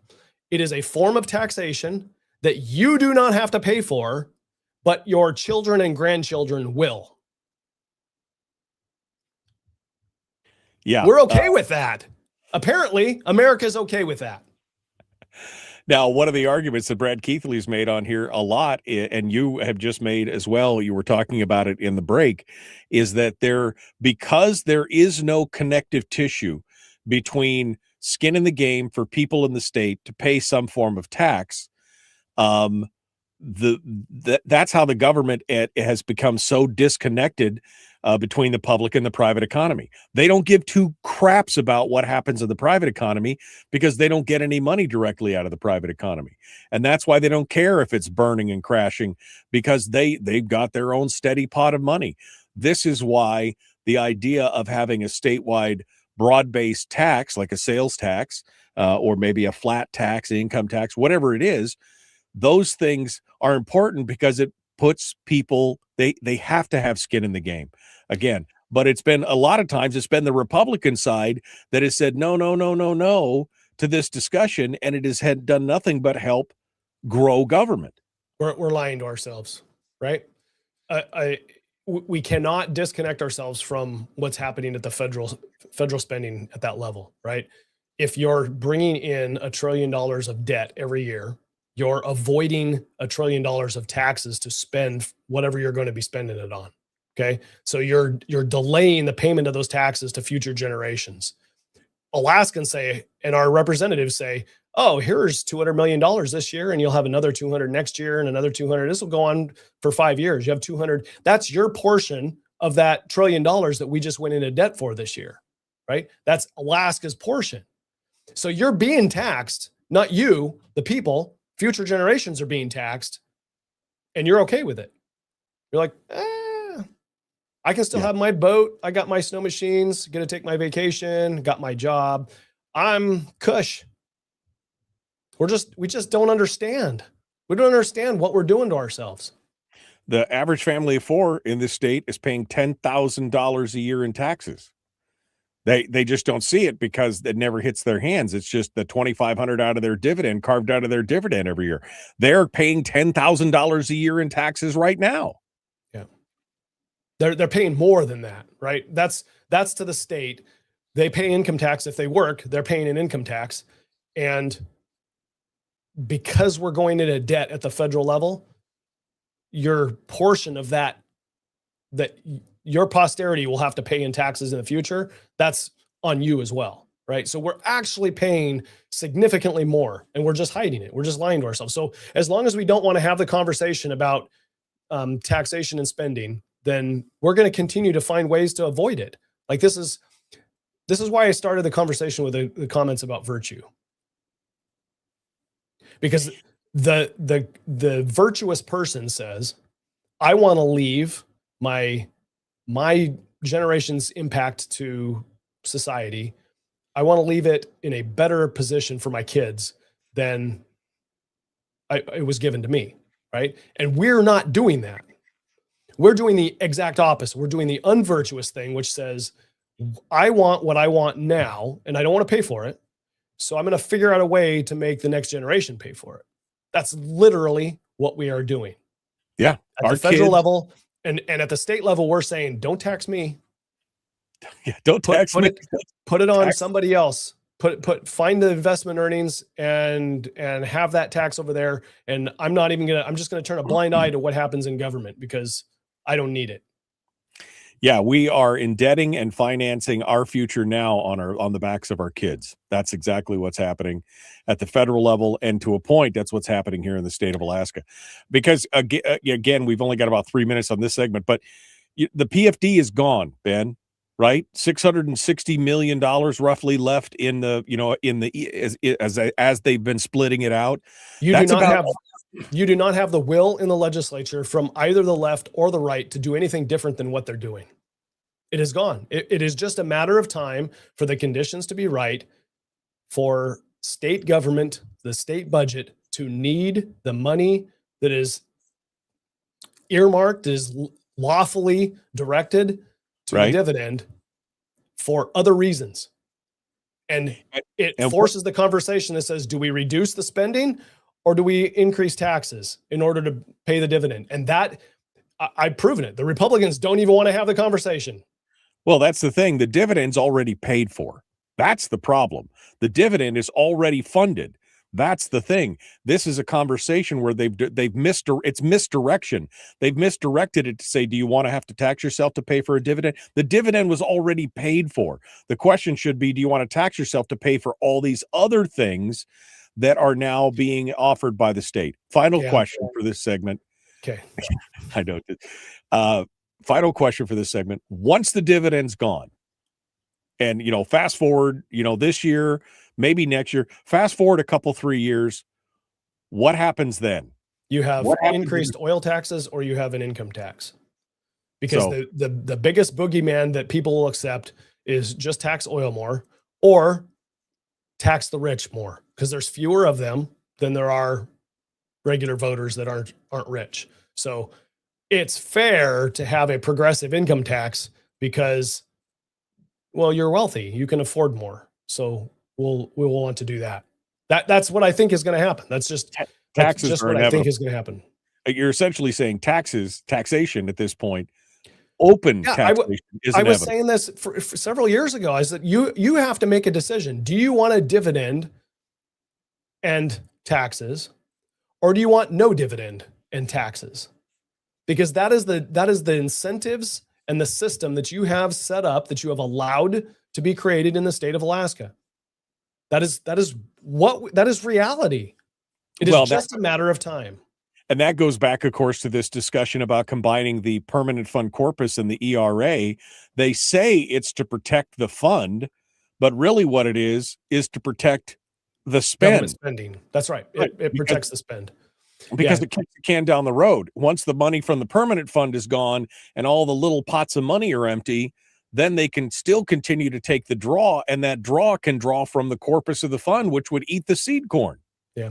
Bruce Tangeman's got an interesting article, and I replied to him in one of the posts that it doesn't protect his idea would protect the corpus, but it wouldn't protect from inflation. So if you were to use inflation proofing language, then you might possibly be able to protect it. But I say the corpus is already protected. It's already 100% protected. You can't get to it. Exactly. The earnings are not, but that's the people's money. So if the people send people to the legislature who wants to spend it all, then why is that a worse outcome than growing government with it? Right. Well, it's a problem. All right, we're coming up on the break here. We're going to continue. Ben Carpenter, we're going to talk about his new endeavor, which is called Oversight Live, and we'll be discussing that here in just a moment. Don't go anywhere. The Michael Duke Show, common sense, liberty-based, free-thinking radio. We'll be back with more right after this.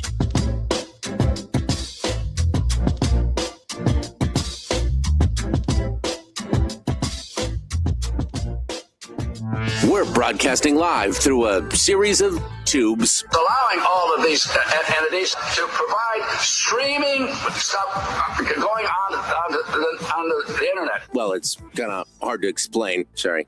Streaming live every weekday morning on Facebook Live and MichaelDukesShow.com. All right, Ben Carpenter continues with us as our guest. Couple great comments in the chat room. You're just talking about, what else is going to be happening. Donna Ardwin said, additionally, Sarah Vance said this legislature is going to pass a huge bond, more debt, to which Kevin replied, yep. He said he heard the same thing, a $1 billion general obligation bond as well. Donna also made a comment which made me feel good. She said, yep, this is exactly what Alaska should do when we were talking about my thought experiment about paying Alaskans directly. Give the royalties to the people, not the government. But see, that would never fly, Ben, because then you'd take all the power away from the legislators, and that's what they revel in. They've got the power. They've got the purse. You'd never allow them to do anything else. You'd never give the money straight to the people because they know what would happen. If you provided an outlet for government, remember, 49 out of 50 states have this annual fight over spending and taxation. Alaska's the only one that doesn't. If you provide an outlet, a structure for the state government, then it would reduce the pressure on the dividend. Remember, people receiving dividend money get spent not in government, it gets spent in the private sector. So you're literally saying if the $600 million is what's left of available money for dividend, we're not going to spend that in the private sector. Small businesses, people who sell snow machines, heating oil, heating stoves, new bathrooms, right? If you're going to take that from people and divert it to state government, then that means it's not going to be spent in the private sector unless it comes through some state program. That money comes through an employee or a handout, right? So it's not coming to the local government. So you're basically saying the opposite of what Milton Friedman said. He was asked, what do you do with permanent fund earnings? And he's like, we'll get into the hands of the people as quickly as possible so that they can spend it. Spend it in the private economy. This is why I've been harping on this, that the legislature does not care about the private economy. Never. It does not care. You have the wrong incentives baked into the system that you have created. Give yourself a sales tax where revenue from economic activity is helping fund state budgets. And now the legislature cares about economic activity. Yeah, because that's where their money comes from. Cindy, you'll have to fight it because they'll want to raise the rates every year. Yeah. You'll have to fight it, but that's what everybody has to fight everywhere because they're dealing with reality. We are avoiding reality. Cindy asked, Ben, if you had the ear of the next governor, what would you tell him or her to make their number one focus? Reforming government, 100%. You're the chief executive officer. Go to the Executive Budget Act and follow it. Go to performance-based budgeting and force the government, force the state bureaucracies to reform themselves and become less costly. Is that short and sweet enough? No, that's short and sweet enough. I just was leading me on to, we've seen a lot of gubernatorial candidates come out there and talk about a lot of things, but I think it's only been Bernadette that's talked about zero-based budgeting as an example of ways to help fix the government, but the budget rather. But it seems like most of the other candidates are not even really talking about the budget at all. Even though that seemed, to me, that's the number one issue. It touches on everything. Should that not be the focus of every one of these candidates? Yes. The short answer, yes, it should be. I mean, I don't know how the people would allow it to get to a primary election without having the conversation, a deep conversation about what your philosophical approach is, management approach to state spending, to the bureaucracy. Are you just going to accept when the bureaucrats come and say, hey, here's the increments this year that we want to have put into your budget? Are you going to push back? Right. Like, what's your philosophy on state spending and how you would, what's your priorities on how you would do something different than what we've been doing? Like, these are things that the chief executives should be able to explain. And I think the reason that we're not talking about it is because people don't understand. Your candidates don't understand or don't care. Well, and I wonder how much of it is political because of the ranked choice voting. They don't want to say the bad things before the primary, and then they'll come out with a plan after the primaries. I don't know. But to me, if a candidate doesn't lead with a long-term fiscal plan and a way to reorganize government so that we can live within our means, are they really a serious candidate? That's why I haven't endorsed anybody. Yeah, exactly. That's the thing. All right. 30 seconds. We're getting ready to rejoin the radio here. And I know there's been a lot of comparisons to California, and Chris earlier said something about skin in the game is utter nonsense when talking about taxes. But I mean, I disagree. If all of a sudden you're going to be faced with a huge tax, I guarantee you'll be motivated to get more involved and figure out and push back. It will happen. Now, it doesn't always happen in the way you want it, but at least we would be having the discussion. Today, there's no discussion at all. All the taxes are under the table, and we're not seeing any of it. So anyway, we're going to jump back into it. It's short-sighted to think that you're going to get away with not paying taxes in the future. Yeah, absolutely. Here we go.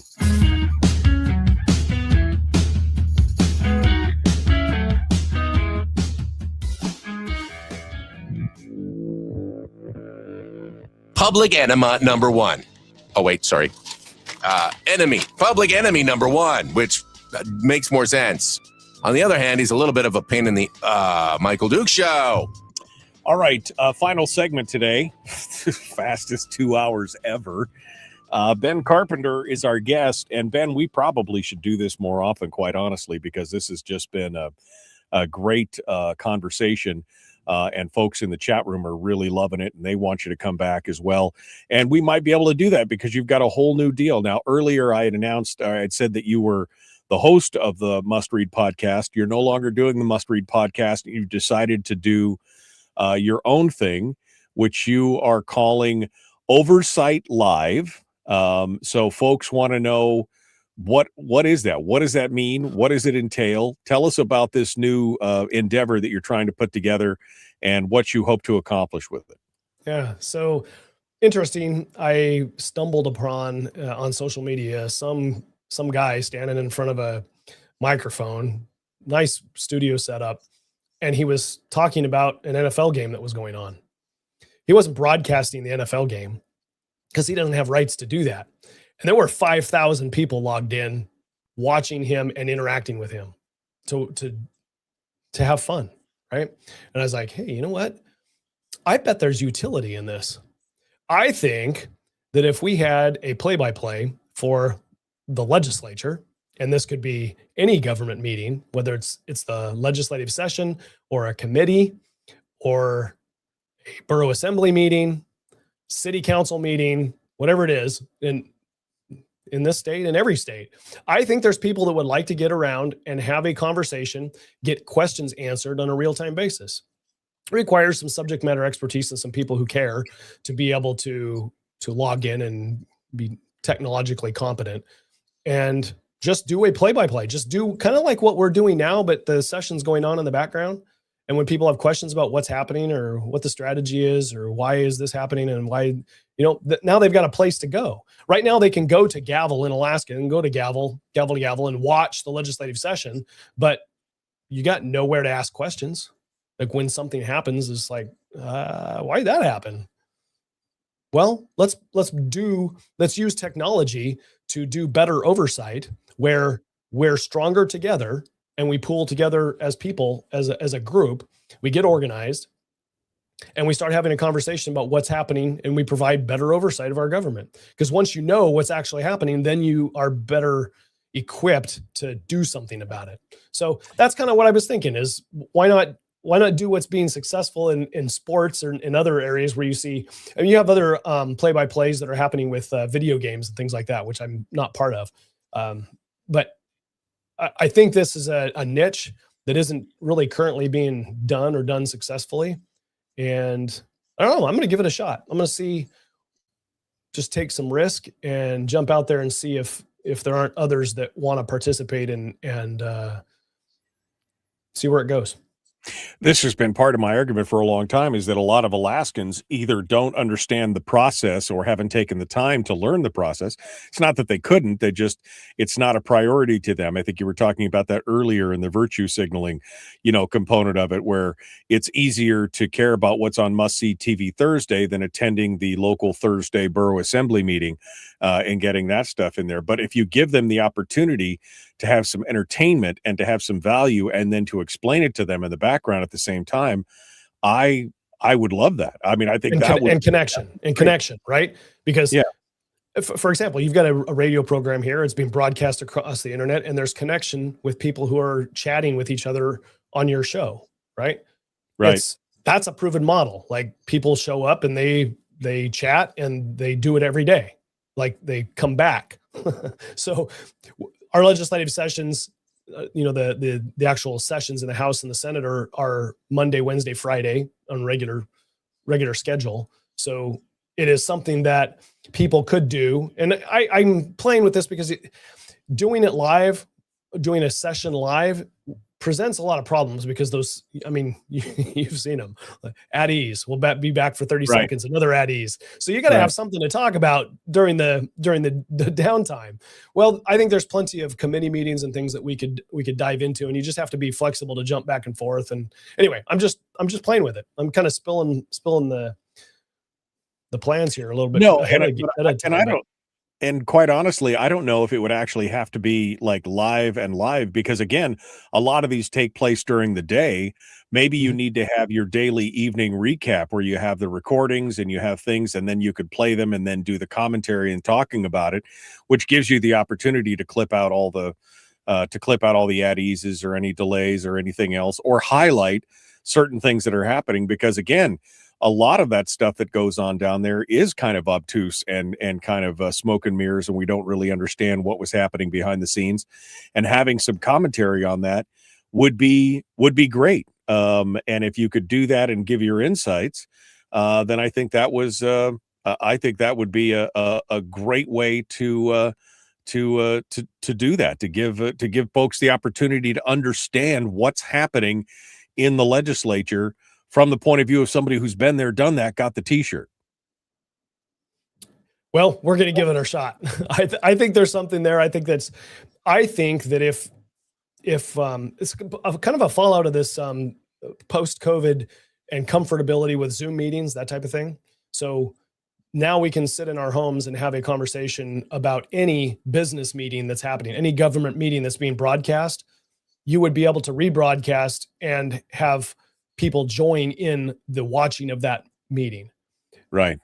I mean, does it beat out, I was going to say, does it beat out Seinfeld or whatever the popular show is today? I don't know whether it does. If you're sitting on your couch, anyway, I think you should care. And if it is entertaining and it connects people, it speaks to what they need. I'm hopeful. Anyway, we're going to give it a shot. What do I have to lose? Yeah, well, there's hours in my house. There's hours of watching commentary on various things regarding political issues and cultural issues and things like that. I mean, we're all used to watching YouTube on our big TVs now as well. So putting something out there like this where they could not only watch, but they could look, they could see the comments, and especially if it's an evening program, or mostly in the evening, unless there's something special going on, where people could watch it after work and sit down and get some insight and do it. I think this could be something that would be, I think it's something that could be a great idea. I think it's something that would be very useful for the citizens of Alaska, giving them an opportunity to understand how their government works. Yeah, I think so too. I'm hopeful that people will care. Yeah. And if not, then all I've done is set an example. Yeah. Okay, you don't want to do this. You didn't want to do the other thing that I thought was a good idea as well. But you know what? At the end of the day, when I go into the ground and my kids take over and the next generation rises, they'll be able to look back at me and say, we knew where he stood. We know what he thought was important and what he fought for. Yeah. I don't know what everybody else thinks their children are going to say about them or their grandchildren are going to say about them. But for me, they're going to say he cared and he fought for what was right. Well, I will tell you that, as I said earlier in the program, there's been many times over the years that somebody or many somebodies have said, oh, you should really run for the legislature. You should run for House. You should run for Senate. And I did my time in the Fairbanks North Star Borough Assembly because I felt like that was the local thing to do. But I'll be honest, I feel like that I can make a bigger difference shining the light on what government's doing and encouraging people here on the outside than I could have ever done in the assembly, or even if I'd ever gone to the House or the Senate to be able to do that. You've been there. And so, I mean, I think that you see the opportunity to affect many more people than you could have as a legislator, right? We'll see. I mean, I think that is a good idea, but I don't know. Excuse me. I think that the legislative, both at the state level and the federal level, have a higher visibility. But what impacts families more than anything is your school board. Right. We get very few people that are interested in going and doing the hard work on the school board. Yeah. It is our school boards are failing our education system. I agree. That's us. That's our oversight of our education system. And we are failing to reel in a runaway establishment. That's what happens when we stop paying attention to what's going on locally. And again, I think it's quite honestly, I worry that's all part and parcel of the big overall plan, right? With the national stuff and everything else. Another word for paying attention is oversight, right? Yeah. We need to be providing better oversight of the things that we create. And it is our government. It is our money that is being spent. It's our government that is being spent on. Yeah. We have responsibility to provide oversight, and we are not doing a very good job of it. When are you going to try and launch this as the session starts in 5 days? Yeah, we're gonna shoot for it. All right. Well, we want to know more. And of course, we want to encourage you to come back on the program to help promote Oversight Live. And that way we can have some conversations as well, because it's these kind of conversations, these long free-form conversations, I think, that are important for Alaskans to hear and understand. Final thoughts, 60 seconds, Ben Carpenter. Final thoughts here on the show for today. Yeah, I think getting organized and taking risk is what's necessary, right? So we want to keep having conversations, Michael, on your show, then let's explore it. I think it'd be a great idea. I enjoy having fun here. I'm watching the text messages come in, and we do very well together in exploring things. So, well, the chat room is always fun. It's definitely changed how I've done radio over the last 10 years. Having that interaction with the public right here is important, and we need more people involved. Ben Carpenter, our guest, the new host of his new show, Oversight Live, which we'll probably talk more about next week as we get kicked off. We'll be back with more tomorrow, folks. It's Firearms Friday. Ben, thanks so much. Hold the line for a second. Folks, we will see you tomorrow. Be kind. Love one another. Live well. So everybody wants to know, when's launch day? Do you have a YouTube channel? Where are you going to be doing this, Ben? What's the plan? I'm gonna keep that close hold for now. Okay. All right. Close hold for now. All right. We're going to be doing it. Well, any final bite at the apple? Anything we didn't touch on, Ben, that you thought we should have, that I didn't drag you into? That was a good conversation. Yeah.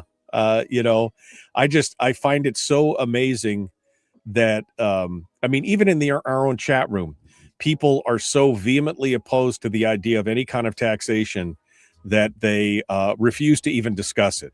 And I think that's what's really suckered us here in the state of Alaska, is that we're so tax averse. Even the idea of discussing it is problematic. And of course, the problem is that if we don't face it, we're going to have, like you said, do you want a dividend in taxes, or do you want no dividend in taxes? Because that's what's coming up.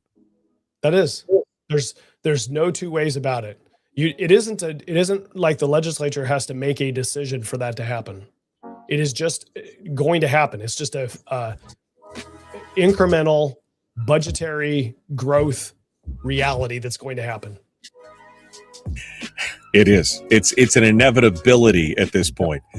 And I'm not sure, Brian. I don't think it's going to be like WWE. Sarah Vance comes off the ropes and delivers a flying suplex to Bert Stedman. Oh, my God, the inhumanity.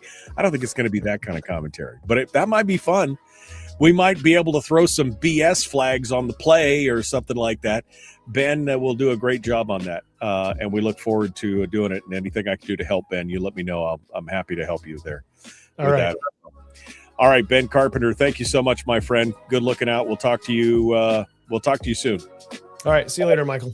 Thanks so much for coming on board. All right, folks, that does it for us. We are out of time. Tomorrow is another day. Another day. We'll be back then. As I said, be kind, love one another, live well. We'll see you guys tomorrow. Have a good one.